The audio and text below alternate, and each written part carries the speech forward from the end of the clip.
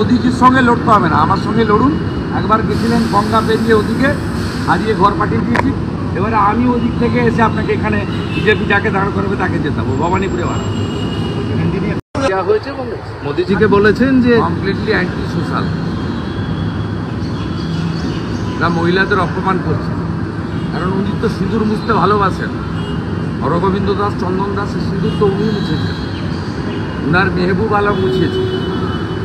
স্বাভাবিকভাবে বলবেন মোদিজির সঙ্গে ওনাকে লড়তে হবে না, ওটা আমি লড়ে হারিয়ে দিয়েছি, আবার 26-এ হারাবো।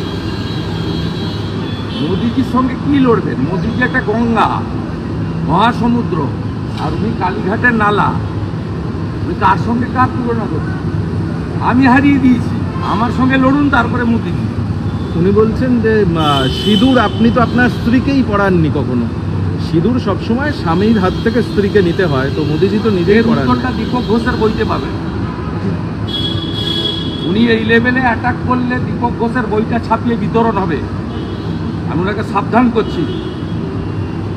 দীপক ঘোষের বইটা আমরা ছাপিয়ে বিতরণ করব, এই লেভেলে নামবেন না।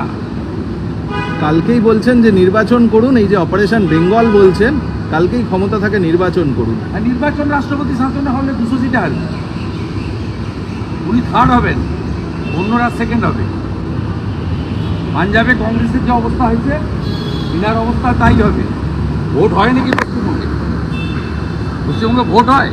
আজকেও নরেন্দ্র মোদী সভায় আসার সময় কোচবিহারে সীতাই শীতলকুচিতে 25টা বাস ভেঙেছে।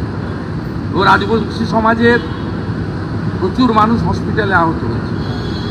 ওনার এই গুন্ডাগর্দি বন্ধ, এখানে রাষ্ট্রপতি শাসনে ভোট করুন না। আজকে প্রধানমন্ত্রী যা বললেন তাতে আপনারা কর্মীরা কিভাবে উজ্জীবিত হল? প্রধানমন্ত্রী ফিক্স করে দিয়েছেন এজেন্ডা, পাবলিককেও বলে দিয়েছেন।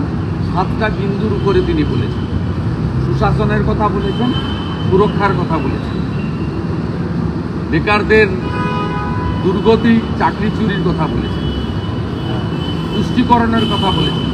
মালদা মুর্শিদাবাদে যেভাবে ইসলামিক জঙ্গিদের দিয়ে আক্রমণ, তার কথা বলেছেন। মুখ্যমন্ত্রী বলছেন মালদা মুর্শিদাবাদ সম্পূর্ণ বিজেপির তৈরি করা, সন্দেশখালীর মতোই তারা তৈরি করেছিল। সিট বলে দিয়েছে কার তৈরি করা। মেহবুব আলম কার প্রোডাক্ট সবাই জানে। এটা হিন্দু বিরোধী, এবং আজকে যে ভাষা, এতেও মনে হয়েছে ইনি একটা মহিলা বিরোধী মুখ্যমন্ত্রী। ইনি অভয়ার বাবা মাকে কিনতে গেছিলেন 10 লক্ষ টাকা দিয়ে। তাই নারীত্ব, মায়েদের, বোনেদের, দিদিদের সম্মান এর কাছে কোনো মূল্য নেই। তিনি সিঁদুরের সম্মান বুঝবেন কি করে? কিন্তু যেভাবে আক্রমণ করলেন প্রধানমন্ত্রীকে এই সিঁদুর প্রসঙ্গে, এর উত্তর বাংলার লোক দিয়ে দেবে। আমি আপনাকে বলছি, আগামী বছর এই সময় এই মহিলা মুখ্যমন্ত্রী থাকবেন না। আমি 21-এ হারিয়েছি, তো 26-এ ওনাকে বাংলার লোক প্রাক্তন করবে। ওনার